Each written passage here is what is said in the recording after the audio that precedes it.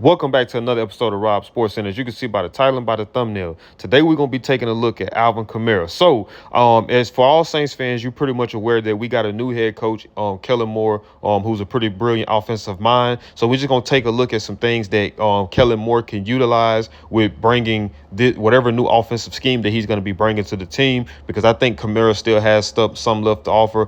He's only 30. He just turned 30 in July. So I still think that he got some good years in front of him. And I think with a study or a good offensive play caller, a guy who knows how to move guys around and to create opportunities for these guys to get the ball, I think that can be a big addition to Alvin Kamara's success. So the very first play, obviously, we know what Alvin Kamara can do in between the tackles, what he can do outside the tackles. But then I always love the versatility of what he can do also in the pass, because for one, he can get those one-on-one matchups. If we can find ways to create those matchups with him being matched up on a linebacker, more times than not, there's not going to be any linebacker that can really cover him. So right here, they pretty much just line him up on the outside and they just run a screen play. And like I say, the whole thing is to just get the ball to your playmakers. With Alvin Kamara, you just want to get the ball to him in space and allow him to be able to just try to do what he can do, make guys miss, and be able to try to create those explosive plays. So that's what they pretty much do right here. Just run a little screen pass for him. They in long yardage situation, the 1st and 20.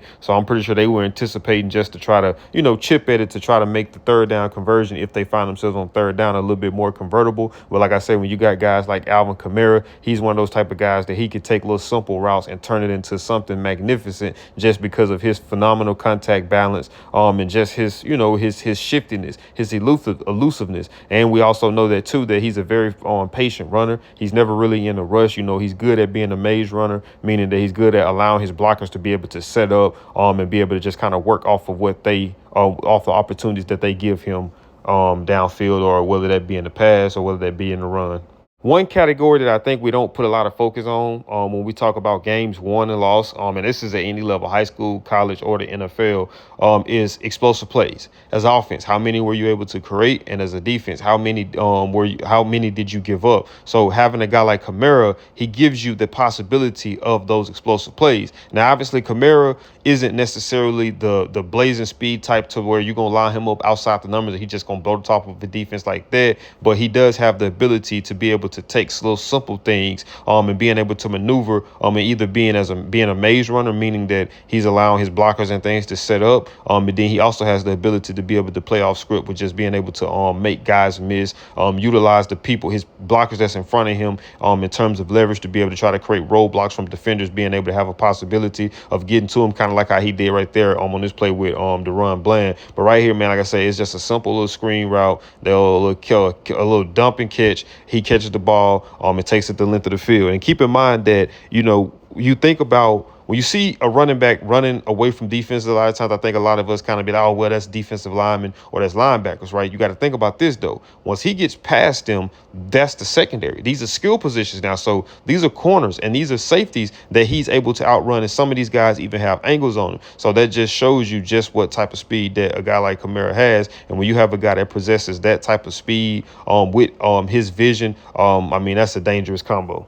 So right here, we got a red zone possession. I always make sure I overemphasize the importance of the red zone, because just like I said with explosive plays, a lot of times the red zone games are won and lost here. When you get down here, you want to come up with points. You don't want to come down here and be empty-handed. You want to come up with points, whether it be a touchdown or a field goal. But obviously, for me, I would prefer touchdowns over field goals. And the easiest way to score in the red zone is just handing the ball off to your running back, or if you got a quarterback, they can do it. If he can run it in himself, just allow for him to do it. So right here, man, this was just phenomenal blocking on the Saints' part. You look at the offensive linemen, they were able to get to the next level. You look at Shaheed and you look at Olave, they were able to also get to the next level to kind of just get in front of the guys that they were supposed to be blocking and allow for Kamara to just kind of walk into the end zone. But if you look at the corner number 21, he did a good job at being physical at the point of attack with attacking Chris Olave. But based off of the leverage and based off of where he was positioned, Kamara kind of just really beat him to the point. Now it looks like you see he was trying to possibly go for the strip because he knew he wasn't going to be able to make the tackle. But Kamara also did a good job at just kind of being able to get a little bit more skinnier and not really give him an option of a target to be able to punch that ball out. And he just walks into the end zone. So on this play right here, this is one of those plays that just drives a defensive coordinator insane.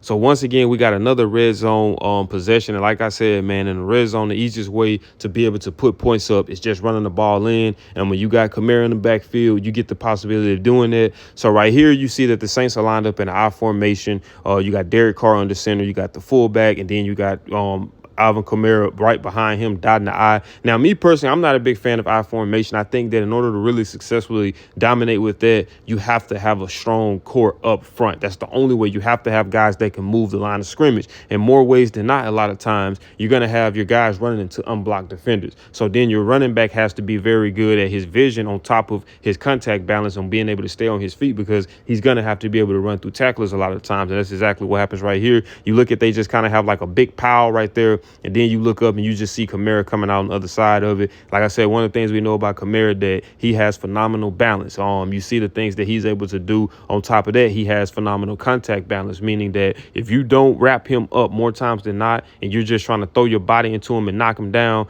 he's going to be able to stay on his feet, and he's going to turn that play into he's going to turn that gain into an even bigger gain. When you're dealing with a guy like Kamara, you want to make sure that, for one, when you're tackling, you're wrapping up, and for two, as a defense, you want to make sure that you're rallying to the ball, because guess what? If he makes the first person miss, that's a touchdown. If he makes the first person miss, but you got two other guys that's coming to try to clean it up, the possibility of a touchdown kind of does go down. But dealing with a guy like Kamara, man, you can't rule out the option that he'll be able to make three guys miss. If anything, be able to drag them into the end zone with him for a touchdown.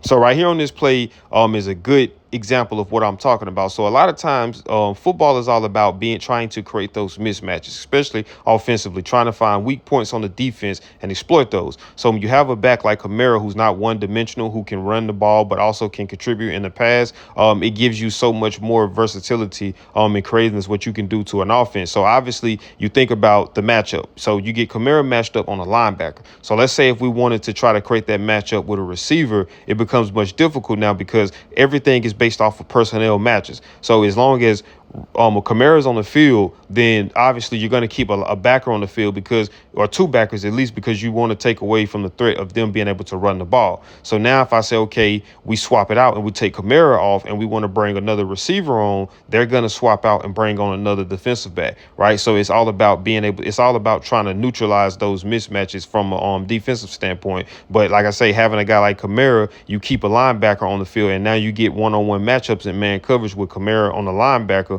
And like I say, Bond is a hell of a linebacker, but being tasked to guard a Calvin Kamara downfield like this is a very difficult task that there's not a lot of guys in the National Football League who can do that. But right here, Kamara does a good job at just being able to track the ball, phenomenal ball skills, and phenomenal, difficult catch ability, being able to go up and make the catch over Bond. But not only was he able to go up and make the catch, he was able to make it, secure it, and make sure that he had both feet in. So right here, you got a 2nd and 7 play. Once again, Derek Carr is under center. You got Taysom Hill lined up behind him, and then you got Alvin Kamara lined up behind Taysom Hill in the I formation. And I kind of told you guys why I don't really like the I formation. Right here, they do a pitch. Then the guys were able to come down. Atlanta Falcons they were able to come down and set the edge and force Kamara back inside. Now, Kamara did a good job at reading that, because if he keeps going outside, more likely that's a tackle for a loss. So he does a good job at being able to see that and being able to just pivot and see daylight and get up, get downfield, become north and south runner. And he also does a good job at just being elusive, being able to evade the tackle on the safety to pick up additional yards. So we all know that obviously he has phenomenal contact balance to where guys can try to hit him and he doesn't go down. He's able to run for additional yards. But we also know that he has the elusiveness to make guys miss and not have to really run through those tackles. So he does a good job, like I say, of showcasing vision here and then getting north to south. And then he does a good job at being elusive to make this guy miss, to try to maximize on the yards gained on that play.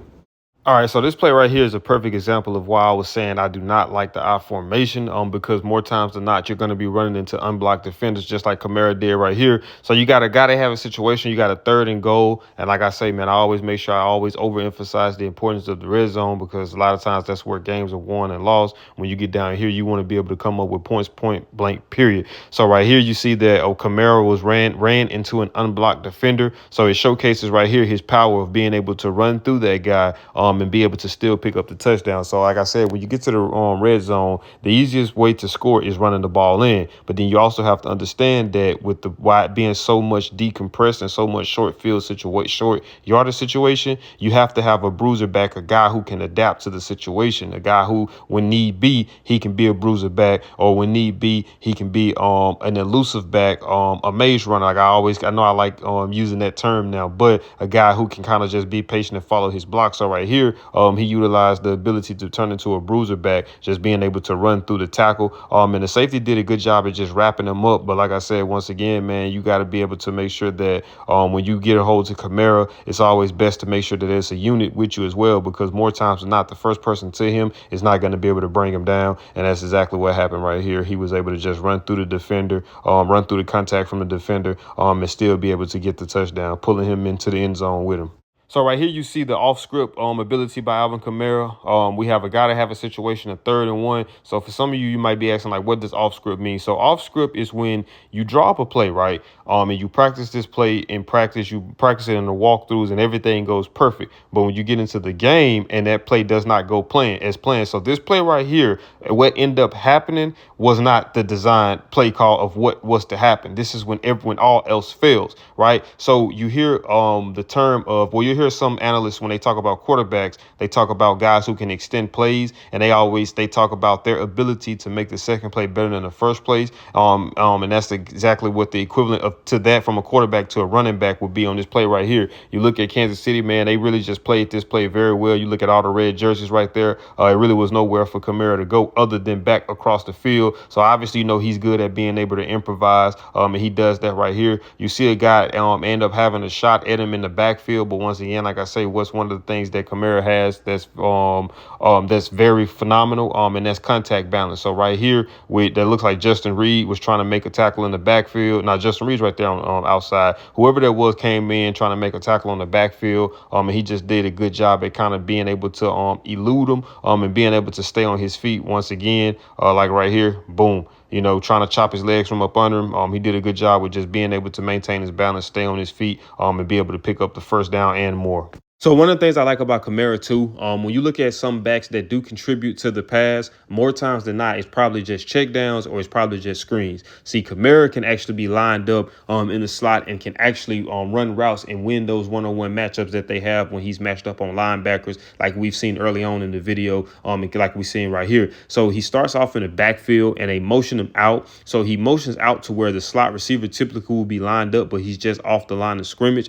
He just pretty much just runs a slant route. He does a phenomenal job at, what do I always talk about whenever you get those one-on-one matchups? He does a phenomenal job at knowing that I'm going inside, right? He runs just a simple slant. So what am I going to do to try to create that space? I'm going to attack his outside shoulder, and then I'm going to make my break. And he does that right here. And then a thing, too, that stood out to me, too, that I love to see from pass catchers is them being able to catch with their hands. Now, granted, certain situations would calls for you to catch with your body, but for me, I love to see those guys attack that ball and catch it with their hands. For me, one of the biggest things for that is that a corner, he has a possibility of being able to make a play on the ball. If you're allowing for the ball and waiting for the ball to come to you, and he's able to read and react and drive downhill, he has a possibility of being able to break it up, whether it's just coming over the front and knocking it out, or whether it's just him knocking it out from just hitting you because you were expecting to catch it with your body opposed to with your hands. So I love to see that, especially for a running back. So that shows you that he does have exceptional hands to where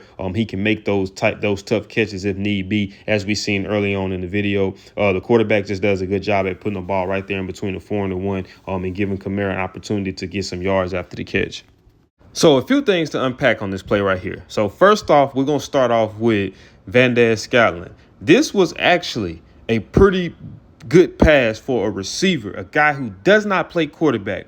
And in a situation where they're in the red zone where the field is very decompressed, he almost made a better pass than some quarterbacks probably will make in those situations. So now we're going to hop off of that and we're going to hop on the Kamara. Now, this by far is one of the most phenomenal catches that I have seen from anybody, period. Like I said, man, Kamara is just a different breed, man, because to me, he embodies a receiver in a lot of ways, from his route running ability and even for his pass catching and his ball skills. So just look at this play. Let's just look at this, right? They run a wheel route out the backfield. He pretty much has a step on number 4. Well, he has a few steps, obviously, actually on number 4. And this wasn't the most easiest catch to make by far. I'm pretty sure out of all of his touchdown catches throughout his history, throughout since high school, from middle school, high school to college to up until this point, I'm pretty sure this is by far the most difficult catch that he's ever made. So he does a good job at, for one, being able to track the ball. He's tracking the ball. He's watching the ball. And then not only was he able to track the ball, he was able to stick one hand out there and secure the catch and get both feet in before he goes out of bounds. So like I say, man, it's so much to unpack from the ball skills. It's so much to unpack from the catch. It's so much to unpack from the body control to be able to make sure that you get both feet in bounds, securing the touchdown. So this was just a phenomenal play all around. So my thing is, even with Kamara, I know I've heard from a few Saints fans, and, you know, from some people might be like, oh, man, he's washed up. He's older. Obviously, yeah, he has gotten older, right? Obviously, yeah, his productivity has took a step back. But I want y'all to understand one thing, too. What have we struggled with since 2020?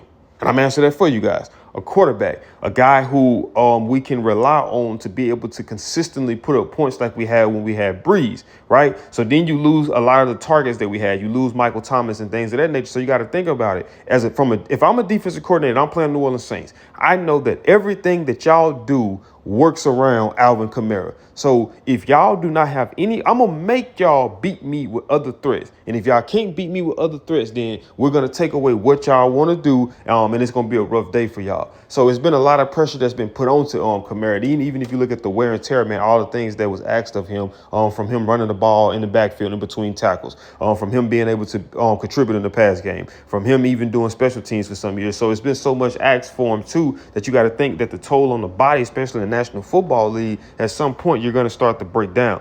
So I do believe that play calling also plays a big factor in that. That's something that we haven't really consistently had since we lost Sean Payton. So you got Kamara, who still has the same skill set that he once had. Right. So now how can I draw up plays designed to be able to capitalize off of that skill set? Because I know teams are trying to strategically take him away. So how do I counterbalance what they're doing? So I think that bringing in an offensive mind like Kellen Moore, obviously you've seen what he did in his time in Dallas. You've seen what he did this previous year with Philadelphia, with them going to the Super Bowl and things of that nature. So I think that he brings that element to the team. So I feel that Kamara still has much to offer to the game, and even to the New Orleans Saints. It's just we got to make sure that he's being put in the best possible position to be able to exploit those and capitalize and take advantage of those opportunities. But, man, if you guys did enjoy this video, do me a big favor, man. Smash that thumbs up button. Also, if you're new to the channel, make sure you subscribe. When you subscribe, make sure that you got that notification bell turned on, and I'll see y'all in the next video.